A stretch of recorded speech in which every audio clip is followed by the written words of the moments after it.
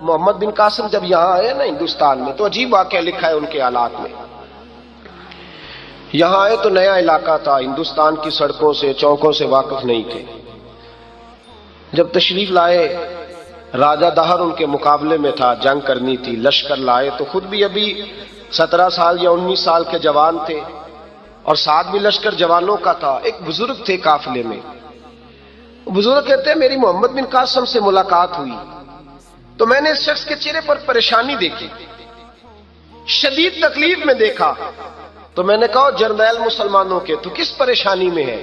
تو محمد بن قاسم کہنے لگے پریشانی یہ ہے کہ ہم عربی ہیں، یہ عجم کا علاقہ ہے، ہم تو رستوں سے بھی واقف نہیں۔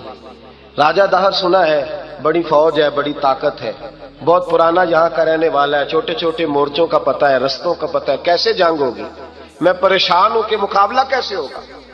وہ بزرگ کہتے ہیں میں نے بھی دعا کی، تسلی دی، میں نے کہا اللہ تیری مدد کرے گا۔ میں گزر گیا، 3-4 دن کے بعد ملاقات ہوئی تو میں نے محمد بن قاسم کے چہرے پر بڑی روشنی دیکھی، ہنستے اور مسکراتے دیکھا، توانائی دیکھی، وقار دیکھا، اطمینان اور سکون دیکھا۔ میں نے کہا خیریت تو ہے، پرسوں ترسوں تو بڑے پریشان تھے، آج کیا ہوا؟ اگر یہ بات سمجھ میں آ گئی میری ملت کے جوان کے، اگر یہ بات سمجھ میں آ گئی تو شاید اسے ڈھب اور سلیقہ آ جائے جینے کا، شاید یہ سمجھ جائے کہ میری توانائی کا راز کہاں ہے۔ کہنے لگے بھائی پرسوں ترسوں بڑے پریشان تھے، آج کیا ہوا؟ جواب دیا کہ تاریخ بنا دی، اس 17 سال کے جوان نے تاریخ بنا دی۔ کہنے لگا میں بے فکر ہو گیا ہوں، راجہ دہر میرا مقابلہ نہیں کر سکتا، وہ 2 دن نہیں کھڑا ہو سکتا میرے سامنے۔ کا وجہ کیا ہے؟ محمد بن قاسم کہنے لگے میں نے تحقیق کی ہے، مجھے پتا چلا ہے کہ راجہ دہر ذہن کا گندا ہے، نظر کا ناپاک ہے، وہ سینے بند کا برا ہے۔ مجھے پتا چلا ہے وہ تو چچا زاد بہن کو نہیں چھوڑتا، وہ تو خالہ زاد پہ بری نظر رکھتا ہے۔ مجھے پتا چلا ہے کہ اس کے تو اپنے علاقے کی عورتیں اس کی نظر سے محفوظ نہیں ہیں۔ کہنے لگا جو گندی نظر کا جوان ہوتا ہے وہ کسی میدان میں نہیں ٹھہر سکتا۔ کہنے لگا میری 17 اور 19 سال کی جوانی ہے، مجھے قسم ہے گنبد خضرا کی، میں نے جب بھی دیکھا ہے یا مصطفیٰ کا درود دیکھا ہے یا رسول اللہ پہ نازل ہونے والا قرآن دیکھا ہے۔ میرا مقابلہ کیسے کرے گا؟ میرے مقابلے میں کیسے آئے گا؟ جو نظر کا گندا ہو، کردار کا ناپاک ہو، وہ کسی کے مقابلے میں آ سکتا؟ اور ملت کے جوان یاد رکھ، جب تک نظریں ناپاک ہوتی ہیں اس وقت تک وجود کمزور ہوتے ہیں، جب تک نظریں ناپاک ہوتی ہیں ارادوں میں دراڑیں ہوتی ہیں، جب نظریں ناپاک ہوتی ہیں پھر عقیدے متزلزل ہوتے ہیں۔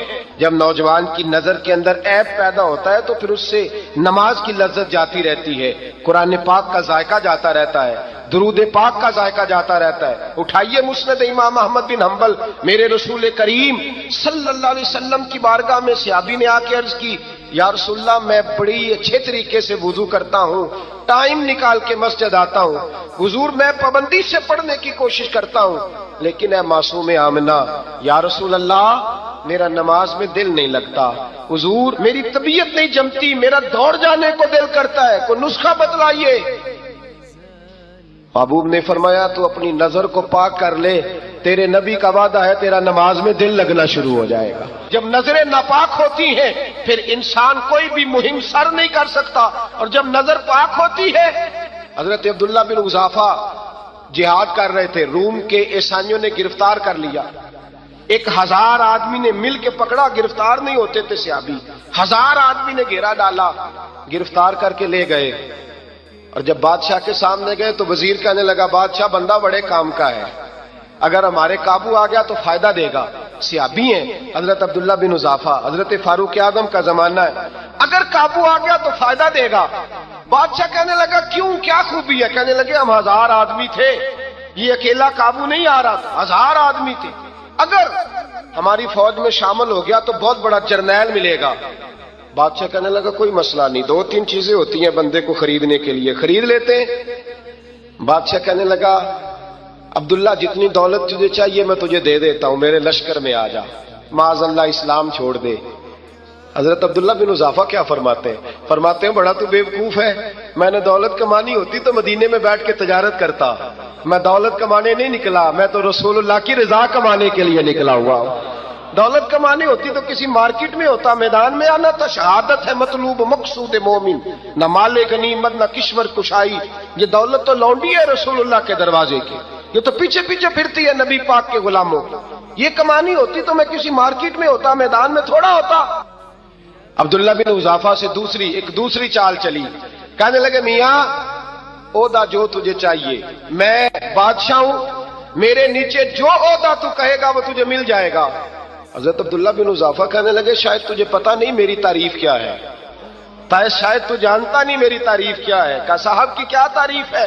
कहने लगे मैं रसूलुल्लाह का सहाबी हूं और कायनात में सबसे बड़ा ओहदा मुस्तफा के सहाबी होने का ओहदा है। सहाबा वो सहाबा थे जिनकी हर सुबह ईद होती थी, खुदा का कुर्ब हासिल था, नबी की दीद होती थी।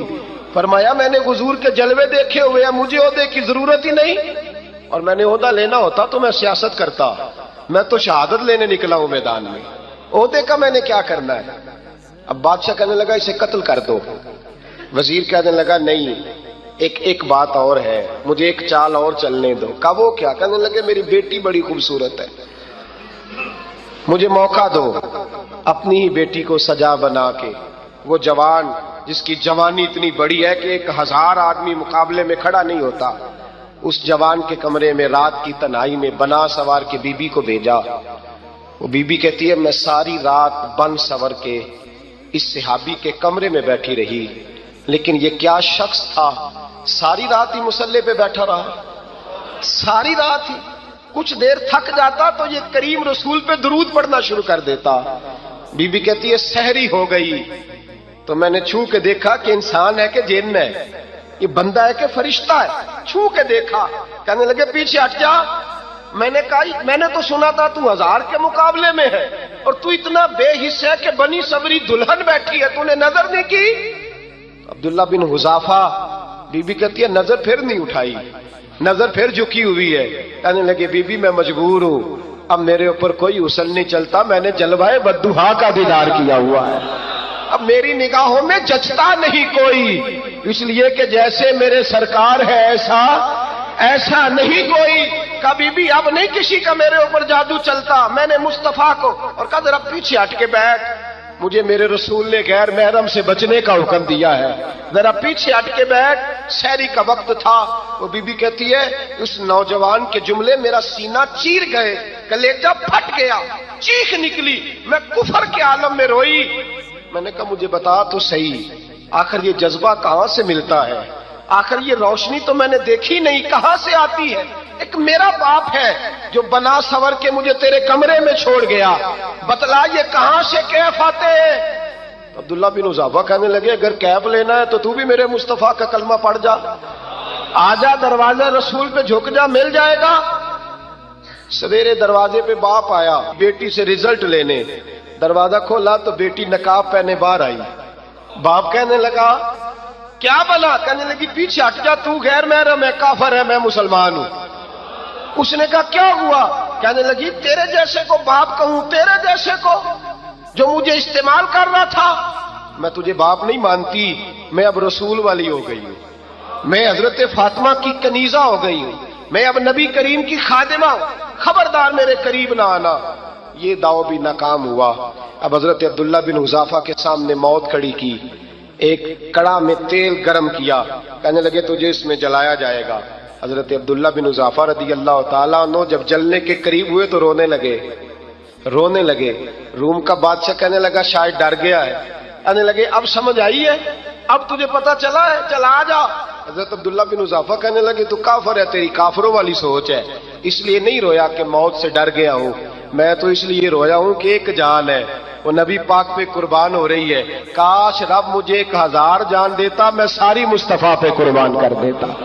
फाजिल बरेलवी फरमाते करूं तेरे नाम पे जा फिदा, न बस एक जा दो जहां फिदा, और मेरा 2 जहां से भी नहीं जी भरा, मैं करूं क्या कि करोड़ों जहां नहीं। और मियां साहब फरमाते हो कच्चा रंग ललारी वाला जेड़ा चढ़दा लैंदा रहिंदा, ए इश्क तेरे दा रंग मुहम्मद चढ़ जाए फेर नहीं लैंदा, इश्क तेरे दा रंग मुहम्मद चढ़ जाए फेर ये नहीं लैंदा।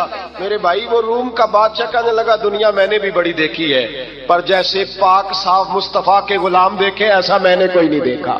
او بھائیو، نظر پاک ہو، روح پاک ہو، مزاج پاک ہو، پھر انسان بڑے بڑے کام کرتا ہے، پھر وہ مہمات کو سر کرتا ہے، پھر وہ صرف ایک گھر کے لیے نہیں، وہ ملت کے لیے فائدہ مند ہوتا ہے، پھر وہ گھرانوں کو لے کر چلتا ہے، پھر وہ بڑے بڑے معاشرے تشکیل دیتا ہے۔ میرے رسول کریم صلی اللہ علیہ وسلم نے پاک صاف ذہن کے لوگ تیار کیے۔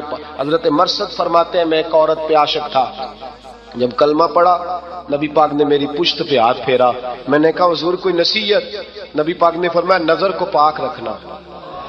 آپ فرماتے ہیں عورتیں میرے پیچھے بھاگا کرتی تھیں اور مجھے کہا کرتی تھی اب تو دیکھتا کیوں نہیں؟ تو میں نے کہا پتا مجھے بھی نہیں، مصطفیٰ کی ایک نظر ہوئی ہے رب نے سارے محل کو چہل دور فرما دیے، سارا کچھ ہی بدل گیا۔ ملت کے جوانوں یاد رکھو، یاد رکھو اس بات کو، یہ پاکیزگی، یہ نظر، یہ پاکیزگی، یہ مزاج، یہ انسان سے بڑے کام کرا لیتی ہے، اور اگر تیری نظر ناپاک رہتی ہے پھر تو کچھ نہیں کر سکتا۔